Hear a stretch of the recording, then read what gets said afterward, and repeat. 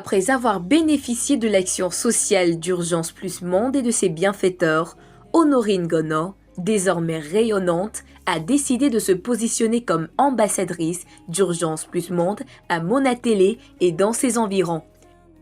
Résultat de son action, la mobilisation de 6 femmes malades, démunies et stigmatisées qui ont besoin d'être opérées. Sur ce, l'équipe d'Urgence Plus Monde est descendue sur le terrain pour en savoir davantage afin de réaliser un documentaire en vue d'une levée de fonds pour leur opération. Un constat commun, elles souffrent depuis plus de 20 ans d'un probable goitre plus ou moins visible. Je suis malade depuis 2006. Je suis tombée enceinte en 2006. J'ai commencé à prendre du poids énormément.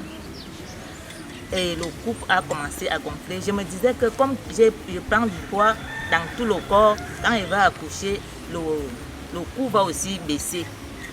Après l'accouchement, c'était même une grossesse miracle parce que j'avais fait 15 mois de grossesse avec cet enfant-là. Voilà Dieu, j'ai fait cet accouchement à l'hôpital central de Yaoundé. Je suis rentrée de la maison, le cou a commencé toujours, le cou a resté toujours gonflé. Je me disais que c'est comment, je croyais d'abord que dès que le poids va finir sur mon corps, le cou va aussi baisser, mais ça ne baissait pas. Ma maladie a commencé depuis, soit 10 ans, plus de 10 ans aujourd'hui. Ça m'amène à les nerfs font mal. L'étouffement aussi. Parfois, je n'ai pas le goût de manger. La maladie m'a commencé depuis 2004. J'étais chez quelqu'un. Quand je suis rentrée, je viens chez moi ici à Nkolo-Sanang. C'est une belle soeur comme ça qui a commencé à voir ça. Et elle me dit qu'il y a quelque chose sur toi qui est dans ton cou, qui est un petit point sur toi qui commence. Je ne savais pas. Battu par son épouse en 2000. C'est comme ça que la maladie lui commence. Elle monte donc sur Yaoundé chez sa sœur qui constate quelque chose qui lui sortait derrière au cou. Elle lui demande que mais habituellement moi je n'ai pas constaté que tu avais cette maladie. Il y a quoi? Elle raconte donc comment elle a été victime d'une bastonnade de la part de son mari. Bon, bref, elle rentre dans le foyer. La maladie ne faisant qu'évoluer. Et elle a commencé aussi à fréquenter des petits milieux comme les lieux de prière, les hôpitaux. Les médecins sont venus chez nous. Pendant ce temps, elle préparait. Et ils étaient de passage. L'un disait qu'il a faim. Elle sert à manger. Et en mangeant, un médecin lui demande, lui dit que tu as la bosse au cou. Elle demande comment donc. Elle pose la main sur le cou. Elle ne voit pas la bosse. Le médecin lui dit qu'elle a la maladie. Elle a le goitre au cou. Elle pose la main. Elle ne voit rien. La manifestation de la maladie est la même chez toutes. Douleur, nervosité, perte d'appétit, essoufflement et parfois des évanouissements. Je souffre énormément. Je suis toujours énervée. Dès que je m'énerve, un peu moins de choses comme ça, je tombe. Dès que je tombe même déjà partout. Je suis au champ, je tombe. Je me sens, il y a un poids dans ma poitrine. Je sens, il y a quelque chose comme il y a un poids énorme sur ma poitrine. Je ne me sens même pas un peu à l'aise. Je ne suis pas à l'aise. Je suis toujours nerveuse.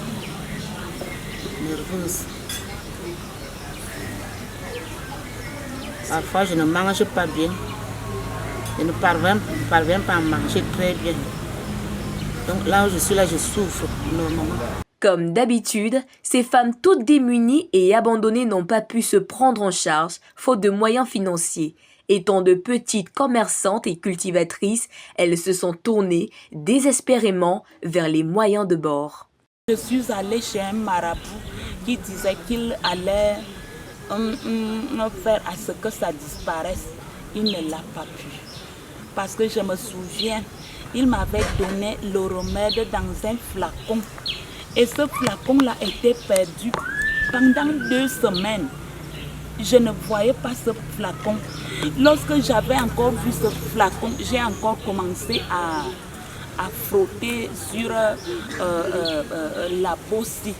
Et ça a commencé encore à s'élargir, à évoluer. On me donne, passe ici, fais cela, je fais. Mange ceci, je mange. Mange cela, je mange.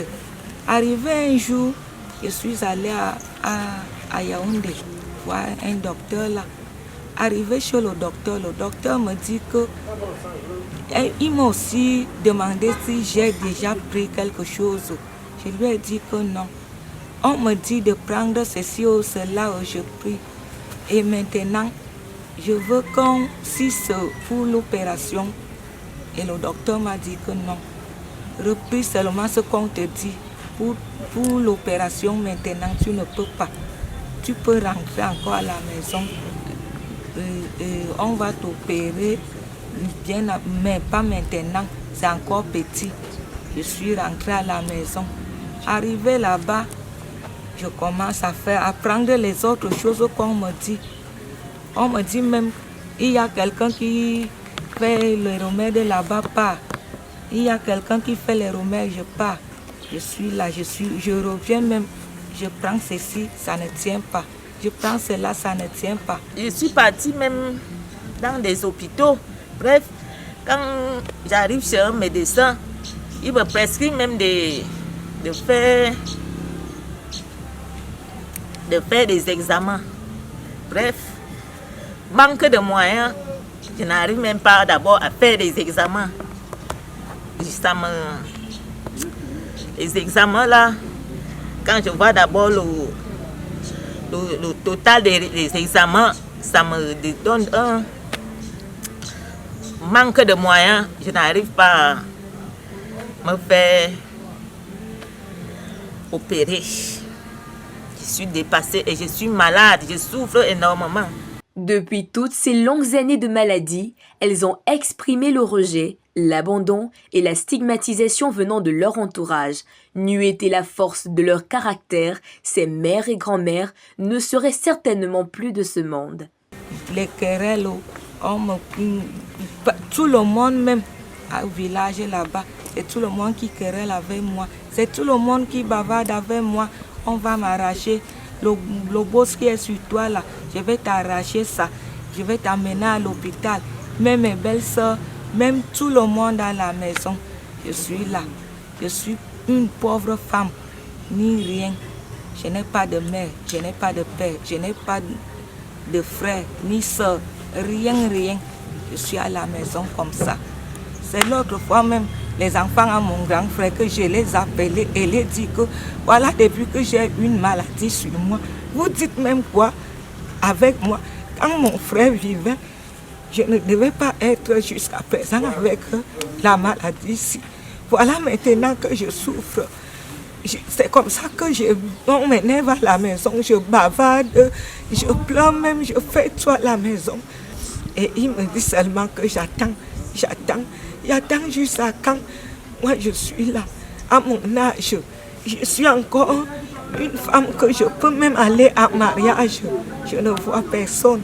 C'est tout le monde qui me fuit. Au niveau du village, moi j'étais, en quittant même de là-bas, moi j'étais un sujet de moquerie, un sujet de raillerie. C'est tout le monde qui se moquait de moi.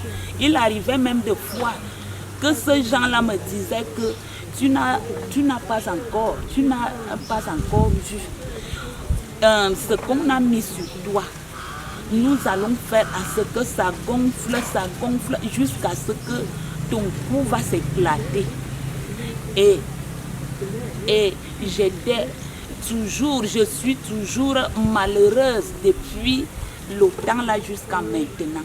En voyant le nouveau physique de leur sœur, voisine et amie Honorine, elles ont repris espoir, convaincues que leur guérison n'est plus loin. D'une seule voix, elles ont décidé de crier à l'aide aux âmes de bonne volonté. Maman Honorine, Zamaï Obala, Automato ne pia asima, et d'abord un peu beau. Do eman bien nuit. Do ensi. Agbe mura no masa ane yangma do mutese John mi sama mi yangma atara chengva for net ma se kwamva bimi pama amopenyo ma agbe ngwe ne ma pam na mo pam wan. Je vous demande l'aide, quelqu'un qui peut m'aider. J'ai déjà trop souffert. 19 ans de souffrance. Pas de moyens pour m'opérer. Je souffre. Pardon, la personne qui se trouve qui peut m'aider, mais je suis déjà dépassée. Je suis vraiment dépassée. De mon guéri, je suis déjà à bout. Pardon, aidez-moi. Je souffre. Je demande de l'aide. Je n'ai rien, ni père, ni mère, ni frère, ni soeur. Je suis seule. Je n'ai pas la personne qui peut m'aider. Voilà la maladie qui me menace. À chaque moment, je suis malade. Il y a toutes les choses qui sortent sur moi.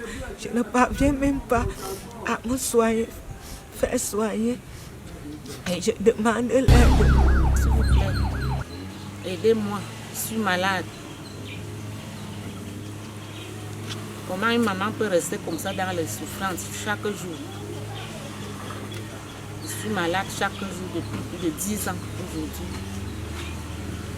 Je n'ai pas de moyens pour me faire soigner. En se séparant de l'équipe d'Urgence Plus Monde, ces mamans ont lancé une bouteille à la mer pour qui aura compassion d'elles. Agissons pour nos mamans en attente de prise en charge.